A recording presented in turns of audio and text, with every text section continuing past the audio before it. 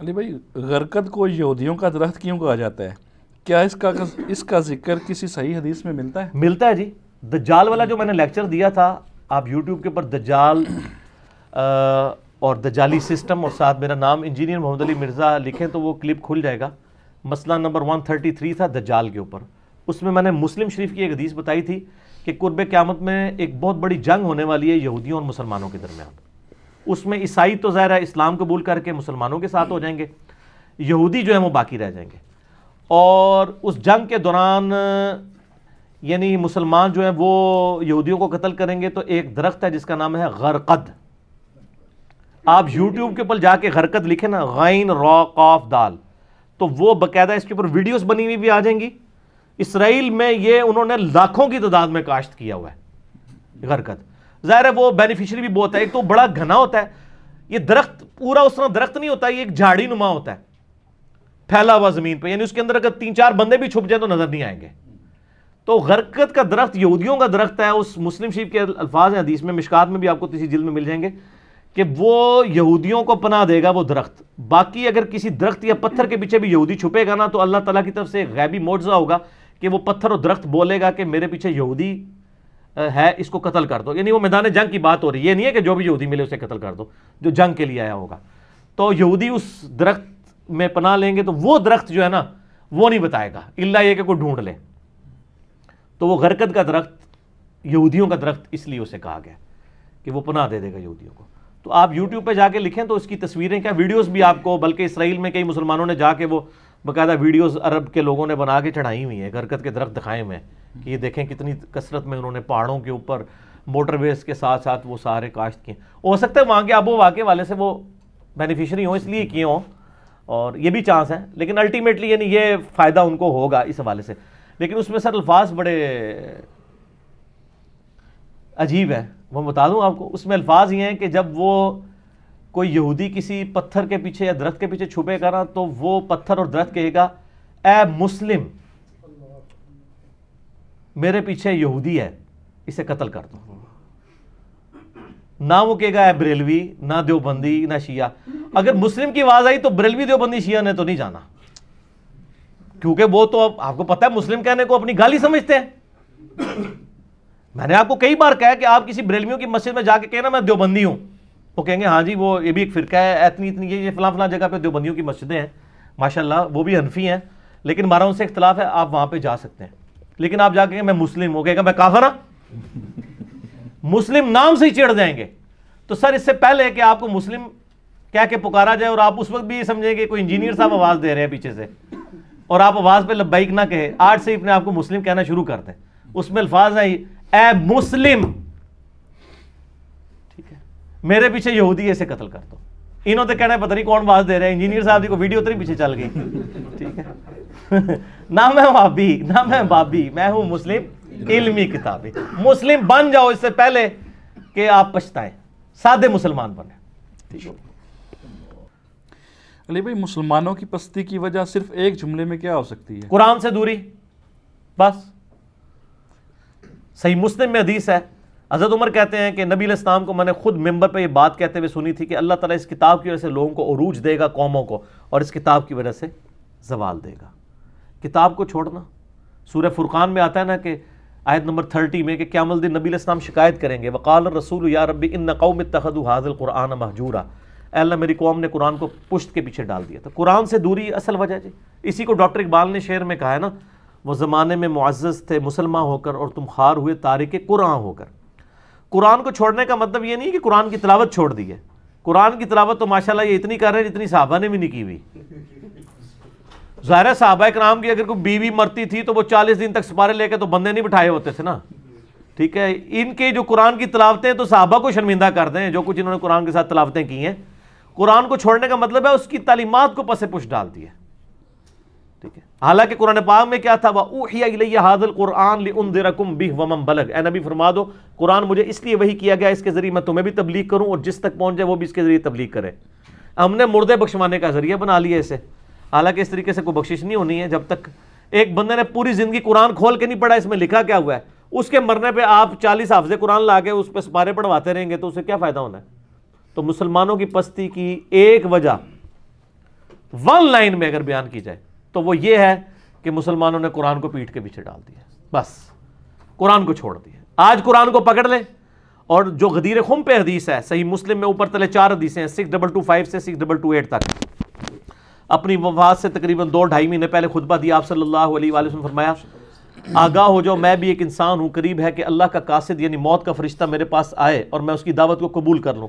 میں اپنے بعد تم میں 2 چیزیں چھوڑ کے جا رہا ہوں بھاری، ان میں سے پہلی چیز اللہ کی کتاب ہے، اس میں ہدایت ہے، اس میں نور ہے، یہ اللہ کی رسی ہے، جو اس کو پکڑے گا ہدایت پہ ہوگا، جو چھوڑ دے گا گمراہ ہو جائے گا۔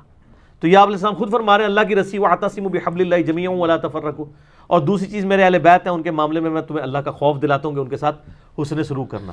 تو قرآن اللہ کی رسی، قرآن ہدایت کے لیے، قرآن جو ہے وہ گمراہی سے بچنے کے لیے قرآن کو پکڑنا، سب کچھ چیز تانا بانا ہے ہی قرآن کے گرد ہے۔ قرآن کو پسے پوش ڈال دیا تو ون لائن جرم مسلمانوں کا، اور یہ جرم اجتماعی جرم ہے، اور یہ یہاں تک جرم رہتا نا کہ قرآن کو چھوڑ دیا تب بھی میں کہتا ہے چلو یار کوئی اتنا بڑا جرم نہیں ہے، الٹا یہ کہنا شروع کر دیا قرآن و حدیث ڈائریکٹ نہ پڑھو گمراہ ہو جاؤ گے۔ سر کوئی یہودی آپ کو آ کے ممبر پہ کہنا قرآن و حدیث ڈائریکٹ نہ پڑھو گمراہ ہو جاؤ گے، ہم کہیں گے اللہ کا دشمن ہے اس لیے ہمیں کہہ رہا ہے، لیکن مسلمان نما یہودی نما مسلمان ممبر پہ چڑھ کے آپ کو کہتا ہے قرآن ڈائریکٹ نہیں پڑھنا، اور پھر آپ کو اوٹ پٹانگ مثالیں دے گا، جی وہ دیکھیں جی وہ دوائی لینے کے لیے ڈاکٹر کے پاس جاتے ہیں۔ سر قرآن پڑھنے کے لیے آپ کے پاس آتے ہیں تو آپ قرآن پڑھاتے نہیں ہیں نا، آپ قرآن کیا پڑھاتے ہیں، نہ اس کا ترجمہ پڑھاتے ہیں، آپ بزرگوں کی تفسیر تھما دیتے ہیں۔ قرآن پڑھائیں نا، کیا لکھا ہوا ہے، قرآن کس منہ سے پڑھائیں گے؟ قرآن میں تو پہلے صفحے پہ آ رہا ہے ایاک نعبد و ایاک نستعین، اور انہوں نے روزانہ یا علی مدد کا نعرہ لگانا ہے، یہ کس طرح پڑھائیں آپ کو ایاک نعبد و ایاک نستعین؟ قرآن میں تو جگہ جگہ آتا ہے اطیعوا اللہ و اطیعوا الرسول، تو ظاہر ہے جو بار بار یہ پڑھے گا وہ تو بار بار یہ کہے گا نا کہ آپ مجھے یہ نہ بتائیں کہ فلاں بزرگ فرماتے ہیں، فلاں مفتی صاحب کا فتویٰ ہے، مجھے بتائیں اللہ اور اس کا رسول کیا کہتا ہے، تو دماغ خراب ہو جائے گا۔ اچھا ہے سیانے جے، انہوں نے پتہ ہے کہ یہ کام خراب ہو جانا ہے، کر رہے ویسے ٹھیک ہو تسی، دنیاوی اعتبار سے بالکل ٹھیک کر رہے ہیں کہ قرآن حدیث پڑھنے سے بندہ ان کے مسلک پہ نہیں رہے گا، آپ مسلمان بن جائے گا، ان کے مسلک کا بندہ نہیں بنے گا، بندے کا پتر بن جائے گا، علمی کتابی ہو جائے گا۔ ٹھیک ہو گیا، بس زیادہ نہیں نا شعر، وہ کہتے ہیں نہیں بار بار پڑھتا ہے۔ سر تو انہوں پتہ نہیں ہے، اصل میں اس معاشرے میں جو بندہ بھی کتاب و سنت کی بات کرے اس پہ پہلا انہوں نے فتویٰ لگانا ہوتا ہے کہ کوئی نیا فرقہ لانچ ہو گیا، یہ وابی ہو گیا، یہ فلاں ہے، تو اس لیے ہم خود اعلان کر رہے ہیں، کوئی وابی تو کبھی نہیں کہے گا میں وابی نہیں ہوں، کہ نہ میں وابی نہ میں بابی، میں ہوں مسلم علمی کتابی، نہ میں وابی ہوں نہ بابوں کا ماننے والا، بابوں کا دفاع کرنے والا بابی ہوں۔ یہ بابی میں نے ٹرم ڈیوائز کی ہے، ان کے بزرگوں نے صرف ایک ٹرم ڈیوائز کی تھی نا، وابی، تو اپنے لیے وہ ٹرم ڈیوائز کرنا بھول گئے تھے۔ ٹھیک ہے نا، وہ آپ کو پتا ہے نا، نیوٹن نے ویلاسٹی آف ساؤنڈ کا ایک فارمولہ ایف ایس سی میں پڑھایا جاتا ہے، ویلاسٹی آف ساؤنڈ کیلکولیٹ کرنے کے لیے اس نے ایک میتھمیٹیکل فارمولہ ڈرائیو کیا تھا کہ جو آواز کی رفتار ہے وہ کتنی ہے۔ اچھا وہ جب اس فارمولے میں ویلیو لگا کے کیلکولیٹ کی گئی نا، ایف ایس سی کے اسٹوڈنٹس جنہوں نے پری انجینئرنگ کی ہے ان کو اس بات کا پتہ ہے، ایون پری میڈیکل والوں کو، فزکس تو وہ پڑھتے ہیں، تو آپ ایسے جا کے یوٹیوب پہ بھی لکھ لیجیے گا Newton's formula to calculate the velocity of sound, تو وہ ویلاسٹی میں ایرر آتا تھا، وہ پوری زندگی کوشش کرتا رہا کہ یہ ایرر کیا ہے، وہ کور نہیں ہوا۔ اس کے یعنی مرنے کے بعد ایک اور میتھمیٹیشین آیا لیپلاس، ٹھیک ہے، جس کی لیپلاس ٹرانسفارم بھی ہے، اور میں میکینیکل انجینئرنگ میں پڑھائی جاتی تھی، ایون وہ الیکٹریکل انجینئرنگ میں پڑھائی جاتی ہے۔ لیپلاس نے نا وہ فارمولے کی غلطی پکڑ لی، اس نے پھر بتایا کہ اس نے جو یعنی ساؤنڈ ویوز کی جو ٹریولنگ ہے کو کنسیڈر کیا نا، یہ ایڈیابیٹک ہوتی ہے، تو اس میں اس نے پھر وہ ایڈیابیٹک فارمولے کو جب فٹ کیا تو بالکل صحیح آ گیا۔ ان کے بزرگوں سے بھی غلطی ہوئی ہے، اس کی کریکشن بعد میں ہوئی ہے، انہوں نے وابی وابی وابی وابی ٹرم ڈیوائز کی، لیکن اپنی کرنا بھول گئے، ہم جو مرضی کریں، تو ہم نے بتایا کہ نہیں یہ ہیں بابی، بابوں کا دفاع کرنے والے، ہم نے اسی قافیے پہ کہہ دیا، اور پھر عرض بھی کر دیا کہ نہ میں وابی نہ میں بابی، میں ہوں مسلم علمی کتابی۔ اب اس کا ایک نیا ورژن بھی آ گیا سر، میں تھا وابی میں تھا بابی، اب ہوں مسلم علمی کتابی۔ یہ ایک بندے نے نیچے شعر لکھا ہوا تھا، ٹھیک ہو گیا نا، اس نے اس کی یعنی اس میں پیروڈی میں ایک جو ہے نا وہ اپنے دل کا درد بھی بیان کر دیا. ٹھیک ہے علی بھائی، کیا قرآن حکیم کو بغیر حدیث کے سمجھا جا سکتا ہے؟ اگر نہیں تو کیا قرآن و حدیث کا محتاج ہے؟ قرآن حدیث کا محتاج ہے اس میں؟ یہ اہل حدیث نے زیادہ فتنہ کھڑا کیا جی. اور میں ان کے لیکچرز دیکھتا ہوں تو میں کہتا ہوں یار اتنی جرت یہ لوگ کرتے ہیں، اور وہ اس میں پرانے بزرگوں کے اقوال بھی لے کے آتے ہیں. وہ کہتے ہیں جی اگر کوئی شخص یہ کہے نا کہ قرآن حدیث کا محتاج ہے تو وہ تو صحیح سنی ہے، اور جو کہنا کہ حدیث قرآن کی محتاج ہے تو وہ گمراہ ہے. اور اس میں وہ حدیث کو نبی الاسلام کے ایکویلنٹ لے آتے ہیں، چونکہ وہ کہہ رہے ہیں نبی الاسلام کو آپ قرآن سے کمپیئر کریں. حدیث نبی الاسلام کا ایکویلنٹ نہیں ہے. حدیث ظاہر ایک علمی کوشش ہے، ہم تک پہنچی ہے، اس میں ضعیف روایتیں بھی پہنچی ہیں، صحیح بھی پہنچی ہیں، تواتر والی بہت تھوڑی ہیں، اس میں آپ اختلاف رائے کر سکتے ہیں. یہ اس طرح نہیں ہے. قرآن پاک ایز فار ایز عقائد آر کنسرنڈ، قرآن پاک کسی حدیث کا محتاج نہیں ہے عقیدے کے پوائنٹ آف ویو سے، کیونکہ قرآن کا پرائمری ٹاپک ہی عقیدہ ہے. رہے اعمال تو وہ قرآن کا ٹاپک نہیں ہے. یہ اکثر لوگ کہتے ہیں کہ قرآن میں نماز کا طریقہ نہیں ہے، وہ تو حدیث میں ہے. تو قرآن کا ٹاپک یہ ہے بھی نہیں ہے. قرآن کی توہین ایسے مت کیا کریں. قرآن خود سنت اور حدیث کی طرف دھکیلتا ہے نا. من یطع الرسول فقد اطاع اللہ، جس نے رسول اللہ کی اطاعت کی اس نے اللہ کی اطاعت کی. عقیدے کے لیے قرآن پاک پرفیکٹ کتاب ہے. یہ پتہ کیوں کہہ رہے ہوتے ہیں؟ بیسیکلی ان کے عقیدے ہوتے ہیں قرآن کے خلاف. وہ قرآن کے خلاف عقیدے جسٹیفائی قرآن سے تو نہیں ہوتے ہیں، اس کے لیے وہ حدیث کا کہتے ہیں، لیکن حدیث بھی وہ جعلی جو ان کے بزرگوں نے گھڑی ہوئی ہیں، اور پھر اس کے بعد واقعات بھی بیان کرتے ہیں. ہم ان کو کہہ رہے ہوتے ہیں قرآن میں لکھا ہے ایاک نعبد و ایاک نستعین، اے اللہ تیری عبادت کرتے ہیں، تجھی سے مدد مانگتے ہیں دعا کے لیے. ایک تو ظاہری اسباب ہے، وہ تو آپ کسی سے لے سکتے ہیں. تو اس کے جواب میں نہ ان کے پاس کوئی آیت ہوتی ہے نہ کوئی حدیث ہوتی ہے. انہوں نے جواب میں شعر پڑھنا ہوتا ہے، سن فریاد پیرا دیا پیرا، میری فریاد سنی کن دھر کے ہو، بیڑا میرا وچ کپڑا دے جتھے مچ بھی نہ بیندے ڈردے ہو. تو وہ آپ کو قرآن ورسز کلام باہو لے آتے ہیں. اب کس کی جرت ہے وہ کہ جی وہ کلام باہو غلط ہے؟ وہ سارے میری جتنی جرت تو نہیں رکھتے نا کہ بھائی وہ غلط ہے یا صحیح ہے. ہمیں سے تو غرض ہی نہیں ہے. ہمیں تو قیامت دن یہ تو نہیں پوچھا جانا کہ کلام باہو پہ عمل کیا یا نہیں کیا. ہمیں تو اس کتاب کے بارے میں پوچھا جانا ہے نا. ہم تو اس کتاب کے پابند ہیں. اگر کسی نے شعر لکھا صحیح تھا غلط تھا وہ خود جواب دے ہوگا. پتہ نہیں اس نے لکھا بھی ہے کہ نہیں لکھا، بعد والے لوگوں نے تعریف کی، ہمیں تو نہیں پتا. ہم تو کتاب و سنت کے پابند ہیں. اسی لیے نبی علیہ السلام نے حجۃ الوداع کے موقع پر کسی بابے کے حوالے نہیں کیا، حالانکہ اس وقت جو بابے تھے وہ اس قابل تھے کہ ان کے حوالے کیا جاتا. آپ کہہ سکتے تھے ابو بکر عمر عثمان و علی کو پکڑ لینا. حجۃ الوداع پہ آپ نے کیا فرمایا؟ اپنے بعد دو چیزیں چھوڑ کے جا رہا ہوں. المستدرک الحاکم میں انٹرنیشنل نمبر کے مطابق 318 نمبر حدیث ہے، اپنے بعد تم میں دو چیزیں ایسی چھوڑ کے جا رہا ہوں جن کو پکڑ لوگے کبھی گمراہ نہیں ہوگے. ایک اللہ کی کتاب ہے، دوسری اس کے نبی کی سنت صلی اللہ علیہ وآلہ وسلم. آپ نے اس لیے فرمایا کہ اگر آپ کہہ دیتے نا اپنے بعد ابو بکر کو چھوڑ کے جا رہا ہوں تو 2 سال کے بعد تو حضرت ابو بکر نے بھی فوت ہو جانا تھا. اینڈ رزلٹ تو وہی نکلنا تھا. ایسی چیز چھوڑنی تھی جو قیامت تک رہے. سمجھ آ گئی بات کی؟ 13 سال کے بعد سیدنا عمر بھی شہید ہو گئے، 25 سال کے بعد سیدنا عثمان بھی شہید ہو گئے، 30 سال کے بعد سیدنا علی بھی شہید ہو گئے، اور 110 ہجری میں آخری صحابی ابو طفیل عامر بن واصلہ وہ بھی فوت ہو گئے. آج آخری صحابی کو فوت ہوئے ہوئے بھی آلموسٹ 1330 سال گزر چکے ہیں، لیکن قرآن و سنت ابھی تک زندہ ہے. پھر غدیر خم پہ بھی آپ نے فرمایا قرآن کو پکڑنا اور اہل بیت کے ساتھ اس نے سلوک کرنا. صحیح مسلم میں اوپر تلے 4 حدیثیں ہیں، 6225 سے لے کے 6228 تک. اس میں الفاظ ہیں کہ قرآن اللہ کی کتاب ہے، اس میں ہدایت ہے، اس میں نور ہے، اس سے اپنا تعلق مضبوط کرو، جو اسے پکڑے گا ہدایت پہ ہوگا، جو چھوڑ دے گا گمراہ ہوگا. اور دوسری بھاری چیز میرے اہل بیت ہے، ان کے معاملے میں تمہیں اللہ کا خوف دلاتا ہوں، لیکن عقیدہ قرآن سے اپنانا ہے. تو نبی علیہ السلام نے بابوں کے حوالے نہیں کیا سر، کتابوں کے حوالے کیا ہے. یہ بھی میرا ایک کلپ ہے، بابوں اور کتابوں میں فرق. اور میرے اوپر خلاف چڑھاتے ہیں نا، کہتے ہیں یہ بابوں کو نہیں مانتے، بابوں کی بڑی توہین کرتے ہیں. سر یہ دیکھیں نا، بابوں کو مانے ہوئے، ان کی کتابیں اپنے سامنے رکھی ہوئی ہیں اور پڑھ کے بھی بتا رہے ہیں. ہمارا تو ہر ریفرنس احادیث سے ہوتا ہے، کسی سٹوری بک سے نہیں ہم بیان کرتے. ہم ان بابوں کو مانتے ہیں جنہوں نے کتابیں دی اور کتابوں پہ عمل کیا. ایک بندہ آپ کو کتاب تو بتا رہا ہے لیکن خود اس پہ عمل نہیں کر رہا.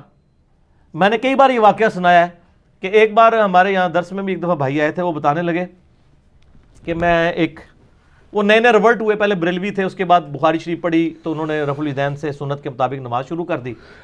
وہ کہتے ہیں کہ میں ایک بریلوی امام صاحب کے پیچھے نماز پڑھ رہا تھا. نماز پڑھ کے فارغ ہوا تو میں نے دیکھا کہ ان کے سامنے جو ڈیسک تھا نا، اس میں صحیح مسلم شریف رکھی ہوئی تھی اوپر درس دینے کے لیے نا. تو کہتے ہیں میں نے سلام پھیر کے نا ان سے جا کے مصافحہ کیا. میں نے کہا سر ابھی آپ نے جو مجھے نماز پڑھائی ہے نا وہ اس طریقے پہ نہیں پڑھائی جو آپ کے سامنے ڈیسک میں کتاب پہ لکھی ہوئی ہے، کیونکہ بخاری مسلم میں تو رفع دین کا طریقہ لکھا ہوا ہے. تو یہ ڈیسک پہ صرف شوکیس میں سجانے کے لیے کتابیں، عمل کرنے کے لیے نہیں ہے.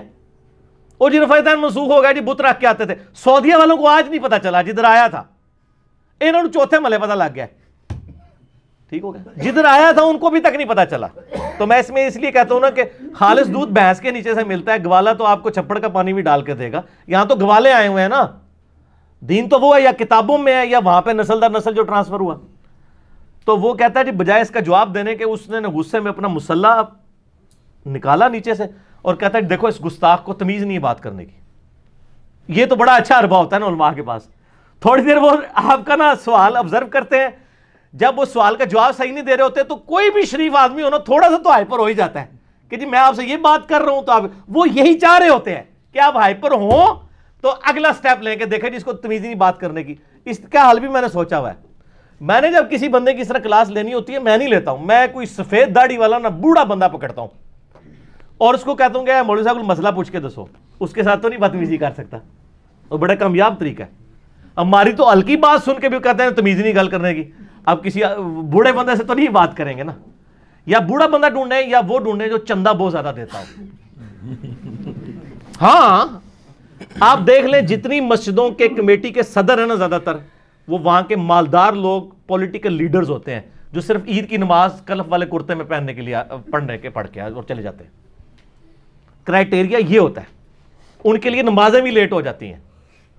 ٹھیک ہو کہ نا، ان کے لیے پھر یہ کہا جاتا ہے ہاں یہ بھی ثابت ہے، یہ بھی ثابت ہے. سر میں اس لیے آپ کو کہتا ہوں نا کہ آپ بخاری مسلم سے رفع الیدین ثابت نہیں کر سکتے نا، وہ 2 منٹ میں آپ ثابت کر سکتے ہیں. آپ ایسے کسی امام مسجد کو کہ جو رفع الیدین سے نماز نہ پڑھتا ہو، 10,000 روپیہ پاکستان میں تنخواہ لے کے بیچارہ ذلیل ہو رہا ہو، اس کے کان میں جا کے کہیں یار سعودیہ سے ایک ویزا ہے تو تنخواہ جڑی پاکستانی 1.5 لاکھ روپے ہے، لیکن تو پتہ سعودیہ والے طرف اذان کر دینے کیونکہ گمراہ ہے نا، ان کو تو پتہ ہی نہیں منسوخ ہو چکا ہے.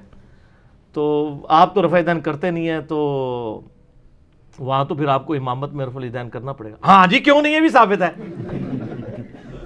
جو بخاری مسلم کی درجنوں حدیثیں نہیں ثابت کر سکتی نا، وہ آپ کو ایک سعودیہ کا ویزا ثابت کر سکتا ہے. اس سے پتہ چل گیا کہ یہ ثبوت کا تعلق صرف فائنینشیل بینیفٹس کے ساتھ ہوتا ہے. ٹھیک ہو گیا.